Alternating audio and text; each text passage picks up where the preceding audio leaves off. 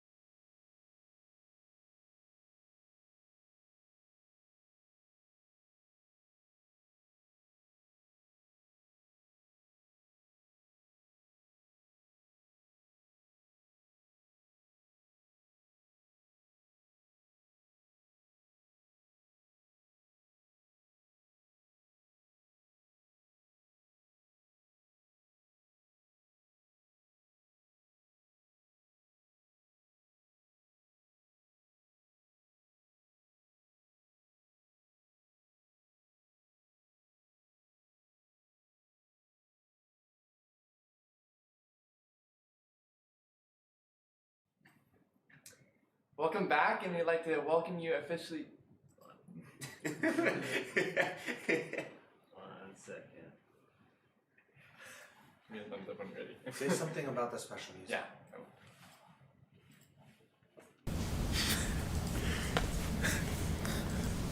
I wonder if a pastor has ever been like, man, that's special music. That'd be really rough. All right, once again, we would like to welcome you to the Granite Bay Youth Sabbath School. We'd like to thank Jasmine and Josh so much for that beautiful special music. This morning, we're going to be studying the book of Esther, but before we do that, we would like to have a quick word of prayer. Heavenly Father, Lord, we come before you this morning on the Sabbath with humbled hearts, Lord, as we start reading the story of Esther.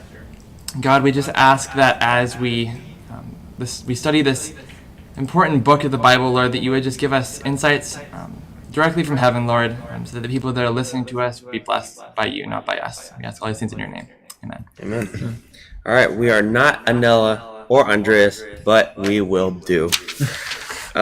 So we're, like Tanner said, we are studying the book of Esther, and we're going to do a rough overview of chapter 1. And chapter 1 takes place in Persia, starting off with the king, and his name's King Xerxes, Artaxerxes. And it starts off as him throwing this feast, and later on he asks his queen to come out and dance for him, but she refuses, so he kicks her out. And then it goes on about how allowing this to happen, the women of Persia wouldn't respect their men, so he kicks her out. And then it goes on to talk about, in chapter 2, him picking the next queen. And he made a decree to gather up all the beautiful young women in the land. It talks something about the perfumes that they need to wear and their dresses, something like that. And then it introduces Esther and Mordecai. And that is a rough overview of chapter 1 and part of chapter 2. Yeah, so let's start in verse 15. I guess I'll read verse 15 through 17. Now when the turn came for Esther, the daughter of Abinahal, the uncle of Mordecai, who had taken her as his daughter to go to with the king, she requested nothing but what Haggai, the king's eunuch, the custodian of the women, advised. And Esther obtained favor in the sight of all who saw her. So Esther was taken to King Ahasuerus in his palace in the 10th month, which is the month of Tebeth, in the 7th year of his reign. The king loved Esther more than all the other women, and she obtained grace and favor in his sight, more than all the virgins. So he set the royal crown upon her head and made her queen instead of Vashti. So I think something that we can bring out of this, starting out, is Esther was obviously very different than all the other people. It says, he loved more than all the other women, and he obtained grace and favor. So we already, without even much idea of Esther's background, we can see Esther is different. Tanner, if you want to read verse 21. Sure. In those days, while Mordecai sat in the king's gate, two of the king's chamberlains, Bigthan and Teresh, of those which kept the door, were wroth, and sought to lay hand on the king Ahasuerus. Keep going. Okay. Yeah. Verse 23. And the thing was known to Mordecai, who told unto Esther the queen, and Esther certified the king thereof in Mordecai's name.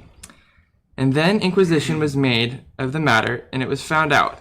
Therefore they were both hanged on a tree, and it was written in the book of Chronicles before the king.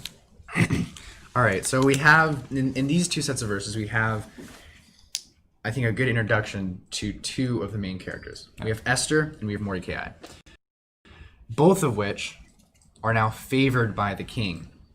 We have a situation where Esther is favored because of her beauty and character, and then we have Mordecai who's favored because of his loyalty. Now is where the real meat comes in. This is the heavy part. All right, Jamie, you want to read verse 3, or chapter 3 rather, up until a bit. Up until, what do you think? Let's just go to verse 6. Oh, verse 6, okay. After these things, King Ahasuerus promoted Haman, the son of Hammedatha the Agagite, and advanced him and set his seat above all the princes who were with him. And all the king's servants who were within the king's gate bowed and paid homage to Haman, for so the king had commanded concerning him. But Mordecai would not bow or pay homage. Then the king's servants who were within the king's gate said to Mordecai, "Why do you transgress the king's command?" Now it happened, when they spoke to him daily, and he would not listen to them, that they told it to Haman, to see whether Mordecai's words would stand. For Mordecai had told them that he was a Jew. When Haman saw that Mordecai did not bow or pay him homage, Haman was filled with wrath. But he disdained to lay hands on Mordecai alone, for they had told him of the people of Mordecai, and said Haman sought to destroy all the Jews who were throughout the whole kingdom of Ahasuerus, the people of Mordecai. That's a lot to Yeah. digest. So Heavy let's stuff. go. break it down. Let's go just for verse 1 and 2. What's happening just in the first 2 verses? And it shows they promoted Haman to advance him like above the princes of the land. So obviously he got some really important spot right next, like near the king. And then we have verse 2 and 3. We see the issue, though, that he has is that Mordecai would not bow to him. Everyone else would, but he wouldn't. Yeah. Mordecai wouldn't. And it's interesting. It says, like, why do you transgress the king's commandment? And why do you think he didn't bow down, I guess, in a very basic sense? Because he's got his own god that he doesn't bow down to anyone else. It's because, and if you're putting Haman in that sense, it's literally going against the commandment saying like to worship another idol, and Haman's like as like the idol in this scenario. Right. I think what I remember in like Jewish law, God appoints kings. So the kings had a higher position. You didn't have to bow down to anybody else that was lower. Bowing to the king was different than bowing to God and worshiping God. It was like a form of respect, if you know what I mean. And people still did that back then. That's what knights did to the king. They didn't worship the king, but they did have a giant amount of respect because they were appointed by God to say, like the divine right is what they called it. But Haman's not in this circumstance. Right, he's not. Yeah, because he's not a king. Yeah. Yeah, that is interesting because he's not necessarily directly asking for like some service of like, give me your soul to, worship me, but he's still asking for something that was against God's law. That is really interesting. Yeah. All right, let's in verse 4 through 6. How would you explain that? It's kind of a test. It was Haman watching to see if Mordecai would continue to withstand from bowing down, or if he would wind up doing it. And then verse 5, I mean, it just shows Mordecai didn't bow down at all, and then Haman was obviously angry about that. Yeah, and it gives you a picture into Haman's character. I know in one of our classes that we have, we're going through the story of Naaman, and we're kind of going through his character. And in the text, you can kind of pick out different things of like Naaman's character, about how he reacts to different things, who he talks to, the people around him. And I think we can do that with Haman. We can see that he obviously, I think it's fair to say, he has a pride problem. He is second in command, but still wants everyone to bow to him.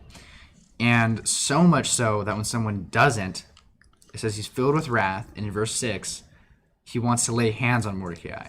But not just him, everyone like him. Oh yeah. He must have really been hurt. I mean, Pride problems. yeah, no kidding. Like, it's interesting looking at Haman and looking at other people like in the Bible that you would say has issues with pride or something. You don't see anything close to this where we This is have a bit much, man. Yeah, no this kidding. is a lot, It's pretty much wanting a mass genocide just for one person. Yeah, which is Yeah. crazy. And he's not even the king either. Like, he's not even the king. yeah. It's Haman's like not even the king. second in command, but he still wants to do this. And something interesting that I heard when I was kind of researching this chapter is when you look at Haman, his lineage, the Agagites. Something interesting is that that is the same tribe that Saul was supposed to destroy and completely eradicate. But it comes back hundreds of years later, and he comes back to destroy the very people who were supposed to destroy them. Right. It was a revenge thing. Like you pretty much almost exterminated all my people. We're coming back, and now we're gonna I kill don't think you. he knew that though. He probably. Do you think he would have known that? I don't know. It's interesting to think. I don't know. Do you know if Ellen White says anything about that? I didn't read that part. I wasn't able to see I that. feel but like history always travels. You always get told the stories of what happened. And if it's like where you're almost killed off, I feel like everybody, when you're repopulating, is gonna hear about that passed story. down. And Yeah, the story's passed down. Yeah, maybe. Yeah, it's almost like he has an issue with Haman for something that his ancestors did, even though Haman didn't do it. Or sorry, Mordecai didn't do it. Yeah. He has issues with him. Yeah. Which is that would make interesting. sense actually. That would make sense. Maybe Right. like that war, that Saul came into account because maybe that tribe in general was it like his tribe was like Gagites, whatever. Maybe they had something like some vendetta against the Jews, maybe in that sense because of that. I feel like for Haman, it was just a bunch of factors that were all meshing together, and this was kind of the tipping point of, okay, now I officially hate these people. Yeah. No, it's very interesting. It doesn't explain a lot about why he felt that way. It doesn't explain a lot at all. Maybe it's just you get from the verses maybe just pride, but pride doesn't make you do that much. The text is very factual. It doesn't really, say, Haman was feeling hate and envy, and then he tried to kill. It's you have to really try to understand the background of it. So we have this issue in which Haman is mad and now wants to kill everyone. And now let's go down through 7 through 9, Bo, if you want to do that. In the first month, which is the month of Nisan, in the 12th year of the king Ahasuerus, they cast Pur, that is the lot, before Haman to determine the day and the month until it fell on the 12th month, which is the month of Adar. Then Haman said to the king Ahasuerus, there is a certain people scattered and dispersed among the people in all the provinces of your kingdom. Their laws are different from all other people's laws, and they do not keep the king's laws. Therefore it is not fitting for the king to let them remain. If it pleases the king, let a decree be written that they be destroyed, and I will pay 10,000 talents of silver into the hands of those who do the work, to bring it into the king's treasuries. Is it just me, or does it kind of sound like Daniel, like the story of Daniel? Yeah. Almost exactly. These advisors like, oh, this is going to be great for you. You'll really like this. This one was straightforward, though. Theirs is kind of like, it was a little sneaky, if you know what I mean. For sure. Definitely not killing off an entire group of people. He's just straight up saying, just kill these people, and I'll pay you. I feel like the common denominator between the two stories, though, is they kind of always play on the king's pride. They're saying, oh, this person's not respecting you. They're the ones that aren't obeying your laws. I can deal with your problem. Just give me your ring and let me sign this decree. And then we'll go ahead and exterminate them, and all your problems will be solved. That is that's an interesting way. Yeah, it is. And then just another little thing. Whenever I see something in a text that I don't fully understand, I like looking it up. And when it says 10,000 talents of silver, I was like, how much would that be in today's money, or what would the amount of silver be? And the equivalent of 10,000 talents of silver would have been 60,000 kilos of silver, or 30 tons of silver, which would translate to about $3 billion in that time. So this guy who's like a committed, just like, let me just pay a small amount of $3 billion to exterminate these people, and then all your problems will be finished, and then I'll just give you this money, and it'll be better again. Well, wow, the king was already rich, and he's paying it to I didn't realize that he's paying it to these people who are going to be killing them. $3 billion to kill off the Jews. It's a really big warrant. Yeah. He probably wasn't broke after that either. It was just crazy. It just shows how much power Haman did have in the kingdom. That is true. That's true. And if you look in verse 10, it says, and the king took his ring from his hand and gave it to Haman. It's not like he just said, here, let me see the document and I'll sign it for you. He just says, okay, here's my ring, go ahead and sign it. He pretty much gave Haman the power to sign any document he wanted, because all he would have had to do was take that ring and use it to sign documents. Do we, just being curious, do we know why Haman was promoted? Does it ever say? Like, even in Ellen G. White's writings or anything like that, like Prophets and Kings or anything? Not that I know of, unless you know anything else. I didn't, no, not in that chapter. I don't know if it says why he was promoted. it is interesting thought because I kind of wonder what he was beforehand. Yeah, because like, what did he do to make All to of a get sudden promotion? get to that point. You don't get a promotion out of nowhere. So you Yeah. you have to do something to get a promotion like that. Yeah, the king obviously trusted him, A lot. which is pretty crazy thinking about the character that we see of Haman. For him to have the trust of the king, that's impressive. Yeah. You know, he obviously is not a moral man. He has a vendetta of his own, and when in himself, the only important thing is his pride. Yeah, That's a scary person to have by you. man, for sure. It's just a thought. I mean, it'd make it at least more clear to see like how he got the promotion too, because just out of the blue, it shows chapter 3 he gets his promotion. It does say in chapter 1 that somebody brought up the idea of making a decree to kick out the queen.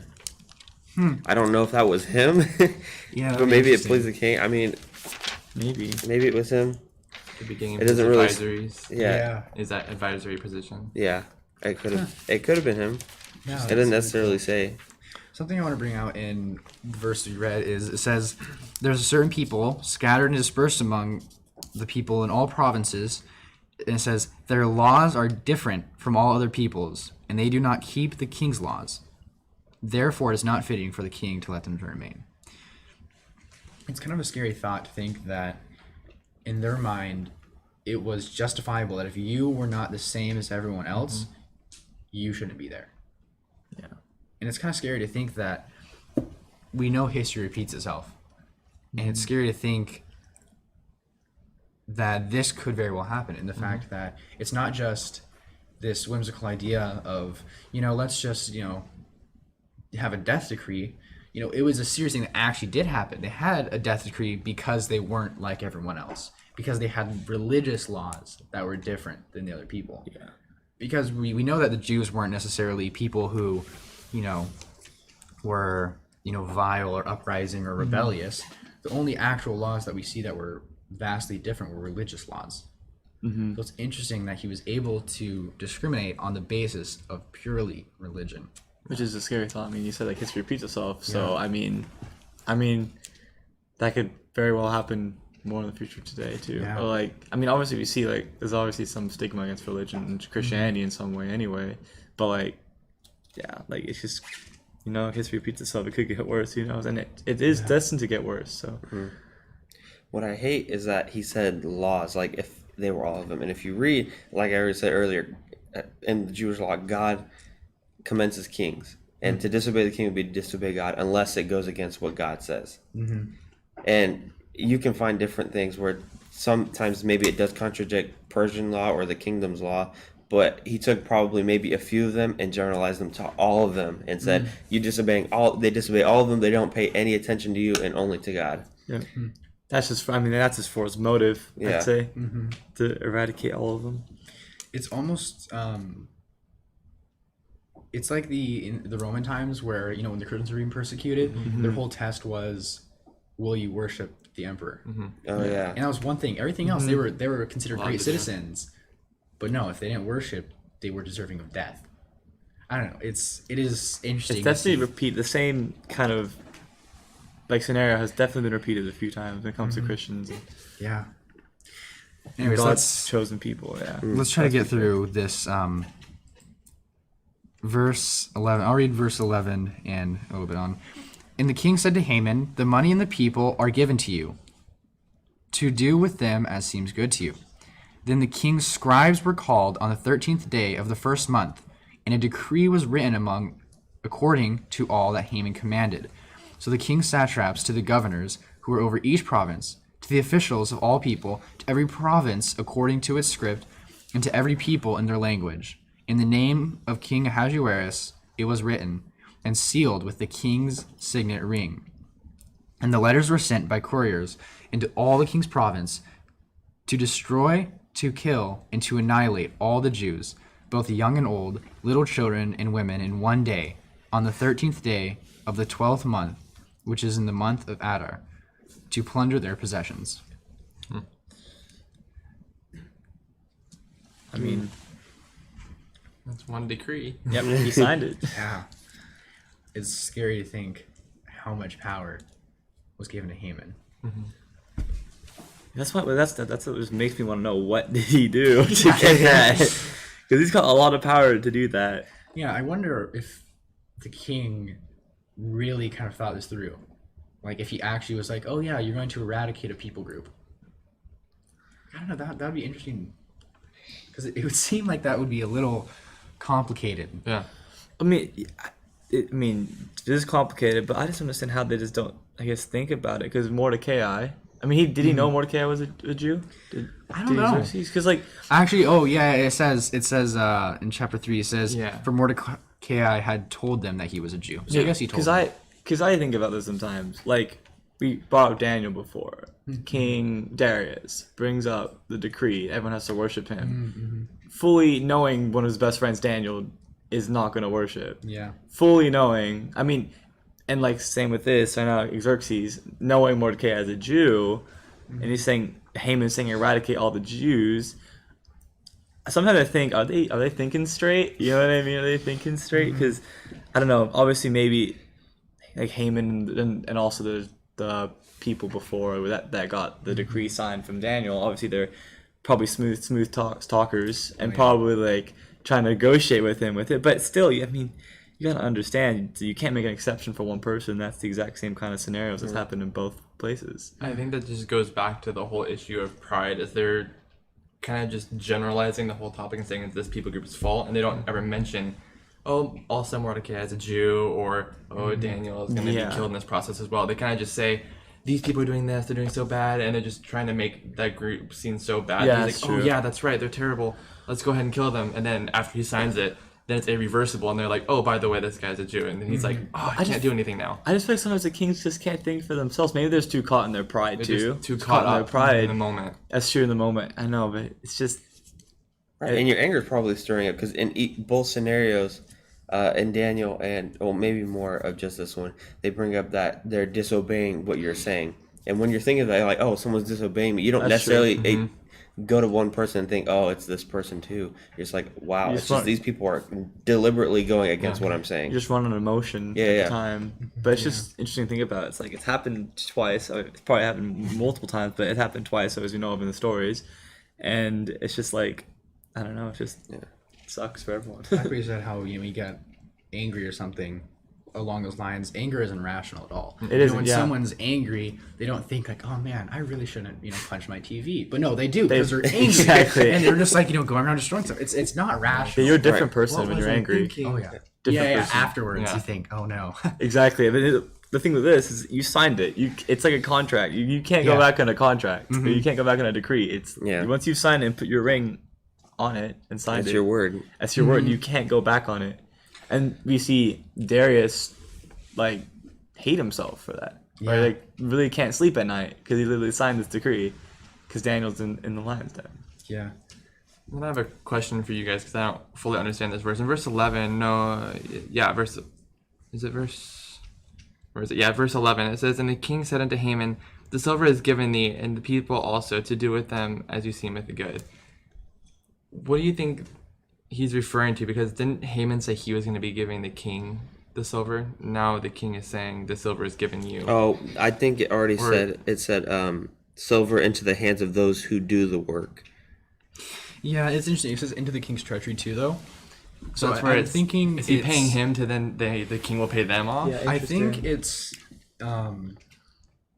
because when you kill someone and their family, I think all of their property, their savings, goes to the government.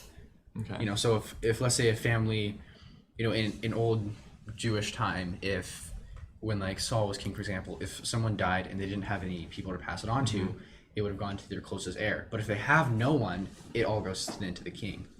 So I think that kind of is, he's saying like, I'll pay these people to do it, but in reality, everything's coming back to you. Yeah. Well, let's go on through 4, where we really get into Esther. Actually, Tanner, do you want to read verse 1 all the way through 5? Sure. When Mordecai perceived all that was done, Mordecai rent his clothes, and put on sackcloth and with ashes, and went out into the midst of the city, and cried with a loud and bitter cry, and came even before the king's gate. For none might enter into the king's gate clothed with sackcloth.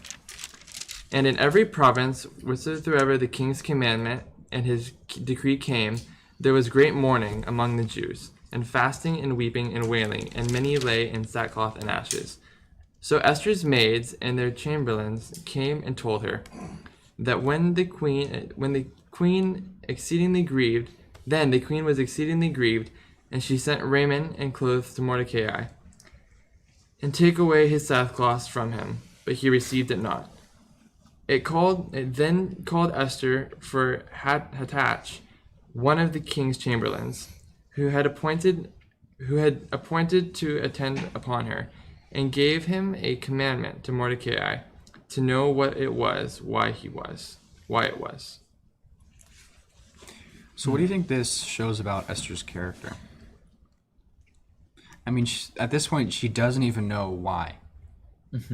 But she still gives him clothes, and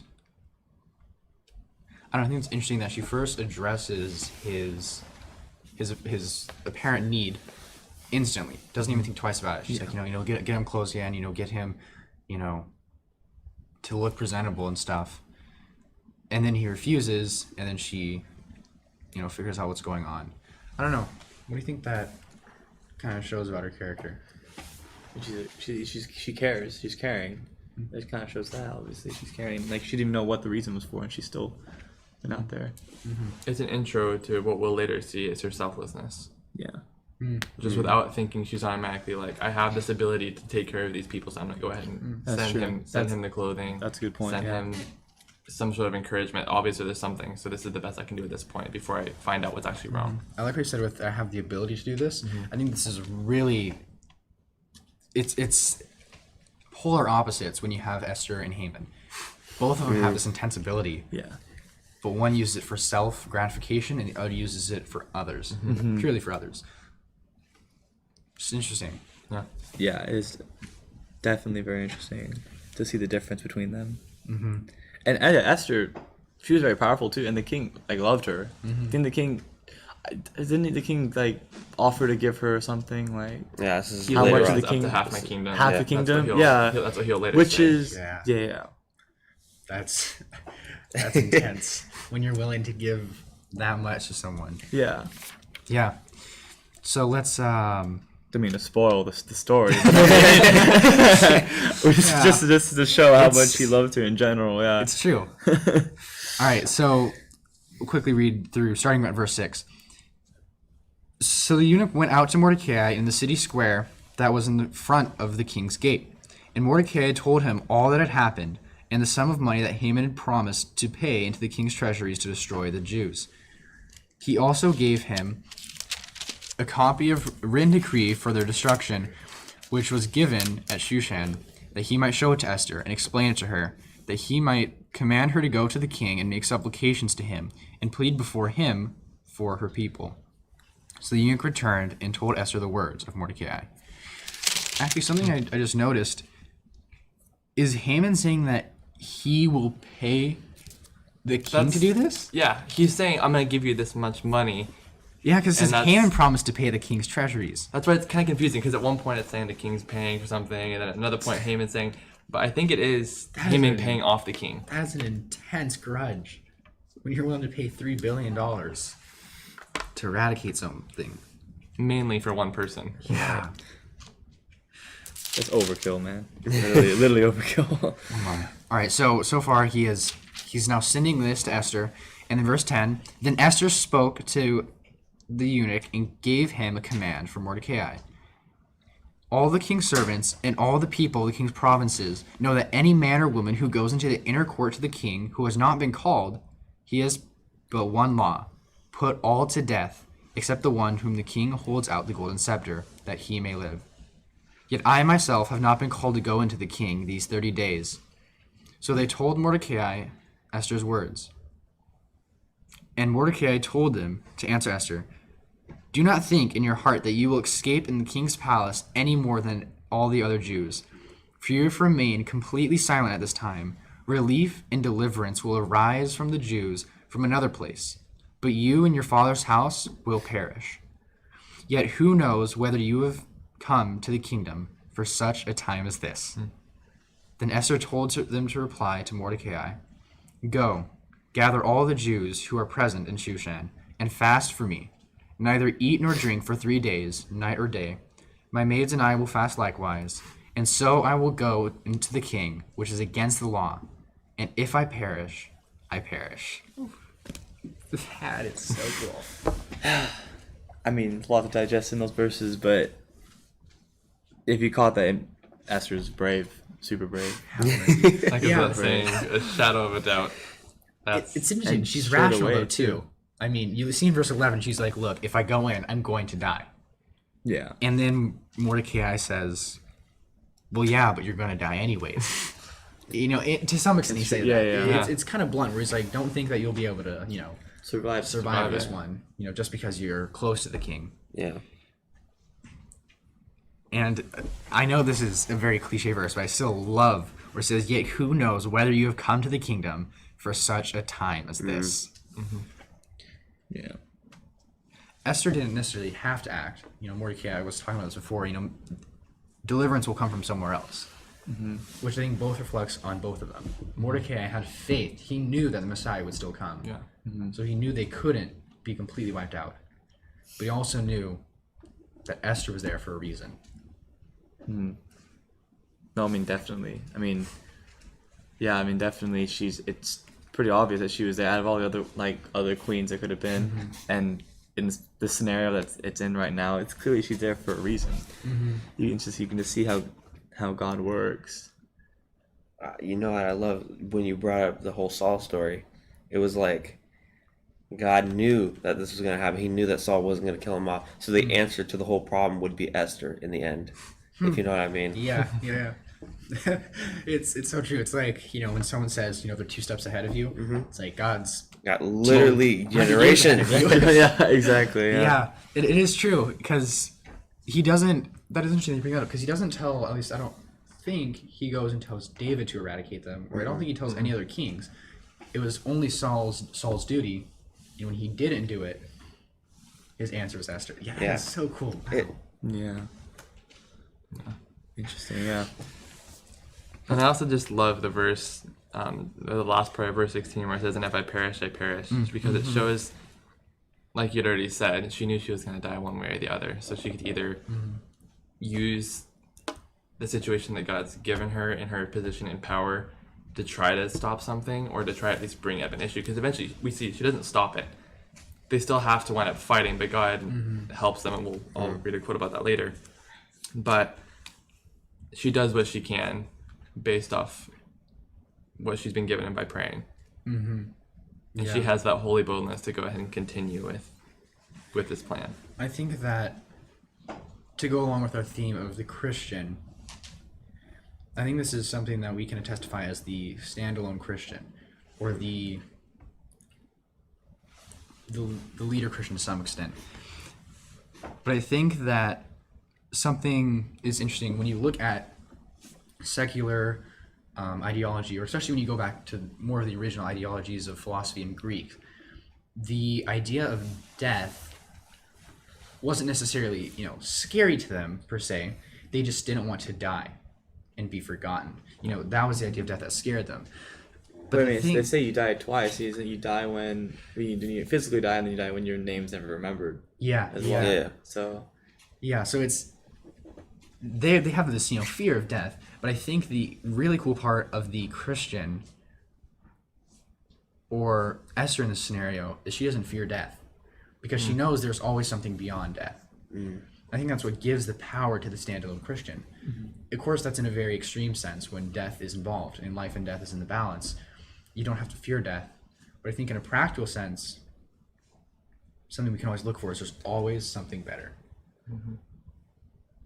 I don't know. It's really interesting when you look at Esther. You see her life from what the little that we know.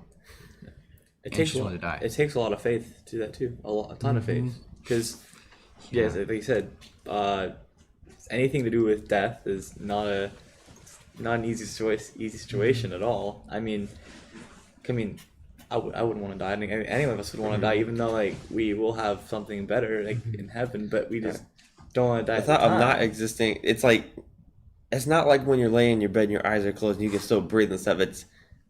You can't You're breathe. gone. You're gone. You don't know anything at all. You're not even conscious is what it is. The You're fact just- that she even kind of went along with it and actually like believed in God and had faith, and like even if she was gonna die, she still risked her life. That takes a lot. That's like honestly like going in front of someone, like taking a bullet for someone almost. That's basically the same analogy in a way. I think going off of what you said, with her being the example of the standalone Christian, and she was presented with the definite circumstance of potentially death. I think it just goes to show also for us in our generation, I'm sure each one of us have had an opportunity where we're kind of the outsider, so to speak, and we're kind of the ones that's having to stand alone at some point in our life up until now. And I think it just goes to show how much we need to continue studying and continue gaining that faith in God, because we haven't been, I'm sure, presented, and maybe you guys have, but I haven't been presented with an opportunity where I was going to die if I didn't, like if I stood for my faith. yeah. And I think it just goes to show that in this day and age when we aren't presented with those opportunities or those circumstances, it shows how our faith is not in a sense weaker, but it's not nearly as tested as that. Like we still are given opportunities to stand for our faith, and God gives us those times, but it's not nearly as drastic of a circumstance. Like if you do this, you're going to die. But it's the little things in life that's going to eventually bring us to that point, because eventually we're going to reach Esther's point where we have that death decree put on us. And by going through all these little things that we've gone through, maybe it's not going to, I mean, there's several stories of people in different countries that can't go to like standardized tests on Sabbath. They make that little stand. That's not death, but it is a big thing. Those little tests, I think, are what are eventually going to prepare us for the final test, which is, will you still stand for me even though you may die in this life? I mean, it just shows we're truly blessed to not be in a time where we have to die for our faith. Like we have the freedom to of religion, like to actually be Christians and like focus on it and actually study it. But I mean, like obviously we have like little like things in life that's like secular ideology and a bunch of other things that obviously kind of can hurt our faith. But that just means we have to stay stronger, because like if Esther was strong through something like this, that means we in our life we have to be strong too. Like we should be strong, you know, ourselves. While you're finding the quote, I think overall, just kind of recapping, we see this pretty radical, intense trial. Like there's nothing, I don't think, much worse than this, you know, when you have this complete eradication of you and your people because of someone's pride. And Esther, in a foreign nation, as a queen, as a replacement queen that is, because the previous queen had been kicked out, as a replacement queen, stands up to this injustice completely alone in the face of death. It's pretty radical. Yeah, and then that quote that you were talking about, the one referring to it, we're not going to be able to get to that point in the story due to time restraints, but it says in Prophets and Kings, on the day appointed for their destruction, the Jews gathered themselves together in their cities throughout the provinces of the king Ahasuerus to lay hands on such as sought their hurt, and no man could withstand them, for fear of them fell upon the people. Angels that excel in strength had been commissioned by God to protect his people while they stood for their lives, and that's the quote. While they stood for their lives. So we see that this decree, even though Esther brought it to the king's attention, it didn't necessarily solve the problem entirely. He wasn't able to just say, I'm taking it back. But God had commissioned angels that excel in strength through that trial that they were going to face, to stand with them while they stood for their lives. So even though God did send them, though, they sent the angels, they still had to put forth that little bit of effort. We see that's another one of the combining between us and then God. We have to work together with him in order to stand. It's not like all of a sudden he's just going to say, instead of you guys all dying, I'm just going to put a reverse card and then all of them are going to die instead. That's not what happens. They still have to stand, but he gives them the strength to do that. Yeah, that's really cool. It's good. Yeah. Gives them the strength.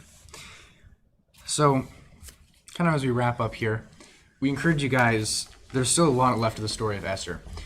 So we really encourage you guys to read it yourselves. Go through it. Take time to really dive into it. I know for myself, and I'm sure a lot of you guys, this is really a story that has so much more depth than at face value. So we encourage you guys to read it. But at this time, we're going to be going through some of their prayer requests and comments. Yes. So today we have people watching from Canada and Sacramento, and then we also have a comment and a prayer request from Megan, who's been a long-time watcher. And she says, my dad is flying out on Monday for a 2-week job. Please pray for his safety. So we will definitely keep that in prayer, Megan, and we'll go ahead and have a closing word of prayer now. So Jamie, if you would, I'm praying for that. Yep. All right.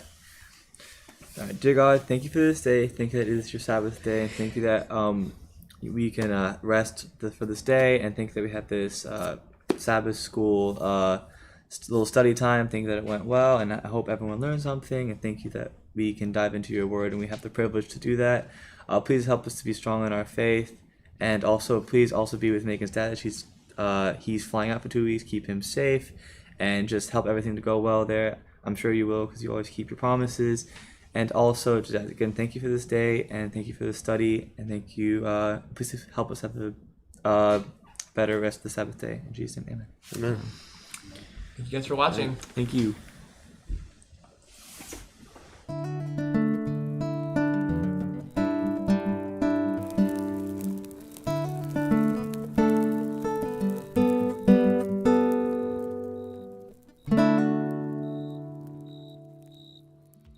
So I get a question every once in a while about how can I overcome this dry devotional life that I have. I'm not getting anything out of it. I'm just going through the motions. And the only way I would be able to explain it is that my devotional lives are very adventurous. They're very interesting. I'm actually looking forward to it, and I actually have to stop sometimes because I'll go 2, 3, 4 hours. And the way that I do it is because I look at the Bible like a puzzle, right? The Bible is this big puzzle, and God is then wanting me to put the puzzle together to have the understanding of what is the message that He's trying to share with me. And so what I do is I study the Bible in a thematic way. What does that mean? That means I take a concept or a theory in the Bible or a phrase, and I try to find out what that means, not by what somebody else says or a dictionary says, but I let the Bible explain itself. Let's say you have a concordance and you come across a word or a phrase, and you don't know what it means, or you're wanting to understand better what it means. What you do is by going to the concordance, it'll give you where that same word appears in the rest of the Bible. And so what you do then is you start going from Genesis all through the Bible, and you try to find out, and you let the Bible explain to you a concept. I'll give you an example. Right now, I'm really studying in the concept of covenant. And so what did I do? I went and looked for what is God speaking when He's talking about the word covenant? And so I grabbed the concordance, and I found out that there are over 250 times in the Bible that the word covenant appears. So what am I doing? I'm going verse by verse through the Bible, studying the concept of covenant and writing down, making annotations, trying to figure out what is God trying to explain to me. And so I've been doing through that for a couple of hours now, and I'm not even halfway through all the verses. So what is that doing? That's giving me a great picture of what God is trying to explain through His covenant with us. And so you can do this with so many other words. I mean, that's one of the things that I love to do is study the Bible on a thematic level and just find out through different parts of the Bible, what is God trying to say? And that helps us to avoid a lot of mistakes. For example, I might come across a word and think, oh, this word means this for me. But what does it mean to God? What is God trying to portray? What is He trying to communicate? And so by doing that, He's speaking to us. He's letting us know, and He's giving us the definitions based on His word, not based on our contemporary understanding or what we think is trying to say, but what is God specifically trying to explain to us. Another thing that you can do, and I think that is also helpful, especially when we're reading the Old Testament. You know, sometimes some of these stories you're like, yeah, what does that have to do? Well, what I like to do when I'm reading the Old Testament or the Hebrew Scriptures is I ask God and I say, I want to see Jesus in this story, right? I want to see, how does this story relate to me? And so I look at that different perspective of, how is this pointing to Jesus? How am I getting to know the love of God? How is this talking about the plan that God has for me? And then also applying it to myself, right? Is it talking to me? Am I one of the people? Am I one of the characters that are involved in this story? Am I the one? Is God speaking to my heart? and is trying to give a message to me as he was trying to give a message to the different Bible characters that appears. And so those are different tips that you can use to try to find it. You have to try to find a click. That might work for me. It might not work for you. So what you want to do is you want to ask God and say, God, I want the Bible to be incredible. I want the Bible to be adventurous. I want the Bible to be interesting. Show me how I can come to the Bible. Show me what attitude. Show me how I can present myself to Scripture, and find a different way to study the Bible that will draw me in and get me, especially ask, and help me to get to know you better. Help me to understand who you are. And that'll be the key to trying to make